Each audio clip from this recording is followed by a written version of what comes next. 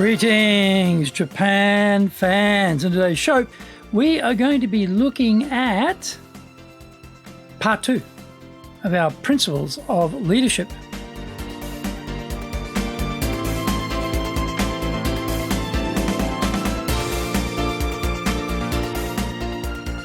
Maishu arigatou gozaimasu, and welcome back to the 10th year of the Leadership Japan series. And I'm your host in Tokyo, Dr. Greg Story, Dale Carnegie Tokyo franchise owner, president of Dale Carnegie Training Tokyo, Japan, and the 3-time best-selling author of Japan Sales Mastery, Japan Business Mastery, and Japan Presentations Mastery. My new book in Japanese is Zaegyo. That's also available on Amazon.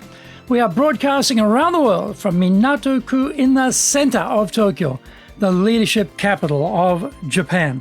This podcast brings insights, examples, and experience about leading in Japan, and trust me, it is different here. Don't forget to subscribe and share this podcast with your family, friends, and colleagues. We are not being sponsored by Libsyn, but we value your privacy, which is why we have our podcast hosted by Libsyn, who, unlike many other podcast hosts, have a strict policy that does not allow access to your private information by anyone. Here is our daily podcast lineup on iTunes. Mondays, the Cutting Edge Japan Business Show. Tuesdays, the Presentations Japan series. Every second Tuesday, the Business Tatsujin no Oshie Show. Wednesdays, the Sales Japan series. Thursdays, the Leadership Japan series. And every second Thursday, the Business Pro Podcast Show. Fridays, the Japan Business Mastery Show. And Saturdays, Japan's top business interviews. Before we get going, today's handy Japanese phrase is, well, I like both. Dochi mo suki, dochi mo suki, dochi mo suki. I like both. Dochi mo suki. If you're asked a choice of something and you like both of them, you just say, oh, dochi mo suki, dochi mo suki, dochi mo suki. Would you like chocolate or vanilla for your ice cream dessert? What would you like? Dochi mo suki, dochi mo suki, dochi mo suki. I like both. This is episode number 471. And today we are talking about Guiding Principles of Leadership Part 2. So in Part 1, we covered principles through 1 through 7, and we continue to look at some fundamentals we all know, but may have forgotten or may have neglected. Number 8, truly respecting others is the bedrock of motivation. This idea of respecting staff by the boss makes sense, except when we realize that 80% of the team, by definition, are either average or low performers. Maybe the boss is frustrated with some performance levels, and maybe they are digging the hole deeper for themselves by applying the wrong motivation formula and not communicating to their 80% cohort that they are valued and respected too. Number 9, people work for money, but go the extra mile for recognition, praise, and rewards. Frederick Herzberg's research on motivation said that salary was only a hygiene factor. In other words, people expect to get paid fairly for their work, so money isn't everything. Of course, major money does speak loudly to certain people, though most people are not getting paid the astronomic packages we see in the finance industry, for example. Our research on the emotional drivers of engagement point out that staff feeling valued by their boss was a key catalyst for feeling engaged. How would they know they are valued? The boss is constantly communicating this to them through giving praise and recognition. So, are you doing this? Number 10. Be quick to admit mistakes and slow to criticize. Above all, be constructive. What? The boss has to admit they aren't perfect? Ego, faith, pride, image are all wrapped up together for bosses and how they project themselves.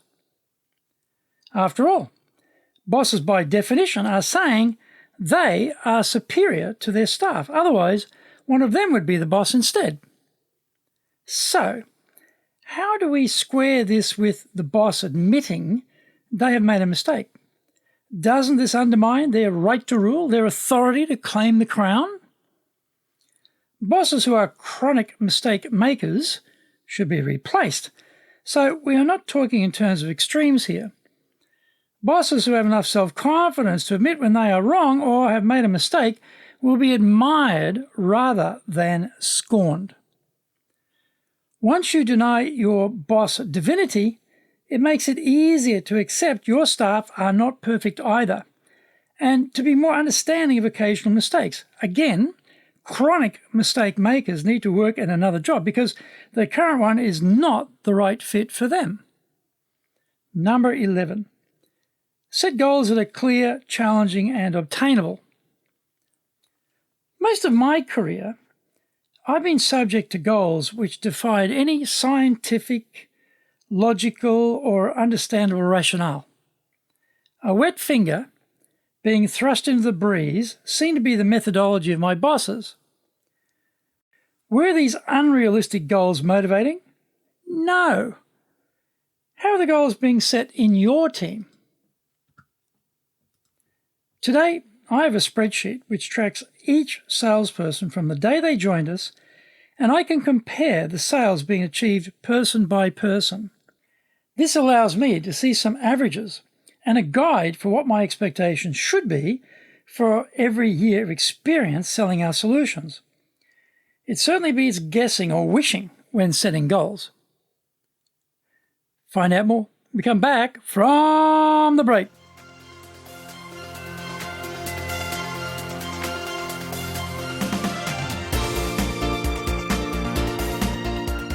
Our show today is brought to you by our public programs, but we also do custom-made in-house classes. Now, we do them in our super safe classroom, we do them live online, and we do them in Japanese, and we do them in English. Okay, today's show is being brought to us by, on the 12th of July, we'll be doing our previews of coming courses. 23rd of July, we'll be doing another in our professional ongoing education series. 27th of July, Dale Carnegie courses, the flagship course, unbelievable program. It's got everything: leadership, communications, people skills. Coming out of your comfort zone to challenge things that you don't know how to do or which are extremely difficult, and having the confidence to do that, and of course, dealing with your stress. Excellent program. On the 28th of July, we'll be doing high-impact presentations, 2-day program for the main modules. You come in day 1, go out day 2, completely changed. Completely changed. Unrecognizable. How do we know that? We video it and show it to you so you can see yourself what a major change you've been through. Impressive, incredible, wonderful program. Wish I'd done that when I was in my 20s rather than after I joined Dale Carnegie to do it. Phenomenal program. Don't miss that one. Our website is www.dale, D-A-L-E Carnegie, CARNEGIE.co.jp. You can email me at greg.story@dalecarnegie.com. If you like learning by watching videos, then we have over 1,000 for you there at Tokyo, Japan, Dale Carnegie TV on YouTube. Get my best-selling books, Japan Sales Mastery, the Bible for selling in Japan, and Japan Business Mastery, as well as my new book, Japan Presentations Mastery. We release 3 TV shows every week on YouTube. The Cutting Edge Japan Business Show, that's a premier business show in Japan, comes out Mondays. Fridays, we have Japan Business Mastery Show. Saturdays, Japan's top business interviews, where I interview leaders in Japan from SMEs all the way up to the corporate captains of industry on one topic: leading in Japan. Every second Thursday, we release the Business Pro Television Show. Don't forget, you can email me at greg.story@dalecarnegie.com.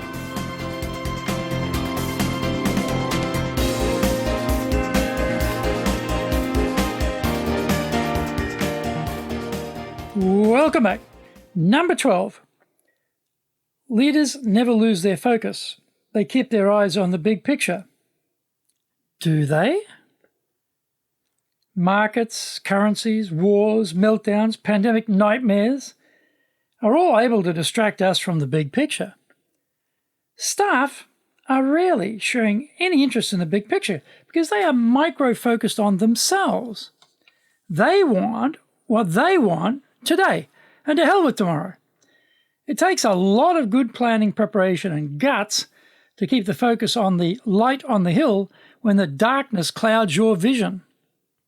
The mantras are, work on your business, not just in your business, and don't forget to spend sufficient time in quadrant 2, not urgent, important, in our time management. 13. Consistently high performance comes from a balance between work and leisure. I will outwork, outcommit, outsacrifice everyone to win. Sounds admirable until it isn't. Our ideas often come while running, walking, lifting weights, swimming, gardening, etc., not at the desk while working. Our health determines our sustained success. My father started his own company aged 49, was surprised by his immediate financial success, and then died of lung cancer at age 51. He wasn't around to reap the annual rewards, and that is the same for those who say dumb things like, the winners finish with the most expensive toys. This business life is a marathon, not a sprint, in terms of remaining successful. Number 14. Gain strength from the positive and don't be sapped by the negative. The movie reel in our minds keeps playing past failures, humiliations, mistakes, disasters, etc. The media says if it bleeds, it leads. So they have learnt to pump out as much negativity as possible to sell ad space. COVID was a disaster for the training industry. So staying positive in the face of massive losses and upheaval hasn't been a picnic for me. There wasn't a lot of positive to cling to, quite frankly. The mantra is TINA, T-I-N-A.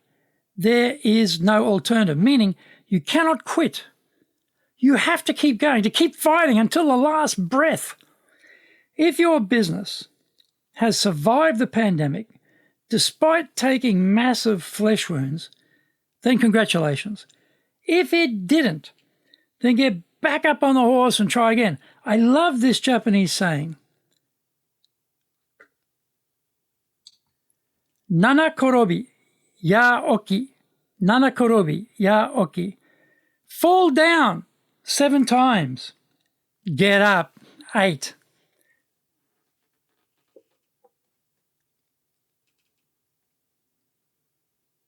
"15. Tame your worries and energize your life. Can I make payroll this month? Will we run out of cash? How much longer can we hang on for? These have been the realities for many of us, beaten around the head by the pandemic, supply chain issues, market collapses, and war in Europe. Here is a simple but powerful 4-part formula for dealing with endless woes. What is the problem? Why is it a problem? What are some of the things I can do to alleviate this problem? Which one is the best solution to this problem? We move from paralysis and drowning in worry to moving our mind into solution mode. It works. Try it. 16. Never underestimate the power of enthusiasm. There is no doubt it has power. It can move mountains. It will make the difference. But how do you become enthusiastic when everything and everyone around you is grim? Somehow, somewhere, I learnt that staying away from the kryptonite of negative people was key to remaining positive. This gets a bit trickier when your spouse is a glass half full type of personality. Nevertheless, We have to honor, protect, cherish, and amplify our own enthusiasm when it is coursing through our veins. Don't let anyone rain on your parade, and definitely avoid hanging around with downer people. Find the spark of whatever it is which makes you feel enthusiastic and try and expand that spark into the blue flame of hope for the future. The things I have covered over part 1 and part 2 are unremarkable, unsurprising, old, well-known, and smell of mothballs. The problem is, we don't do these things as our regular practices as leaders. It is always good to be reminded of the obvious, to try and make it the everyday. Take one a day like a business health supplement and swallow it completely, then let it course through your system. These 16 pills are probably good for whatever is ailing you in business, so why not give them a shot?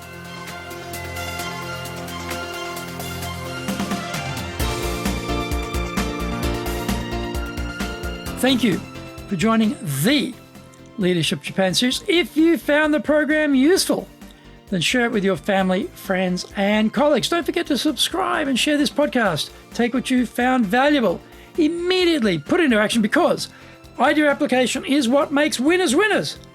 Be one of them. Remember, I'm your corporate coaching and training guy in your corner, committed to your success here in Nippon.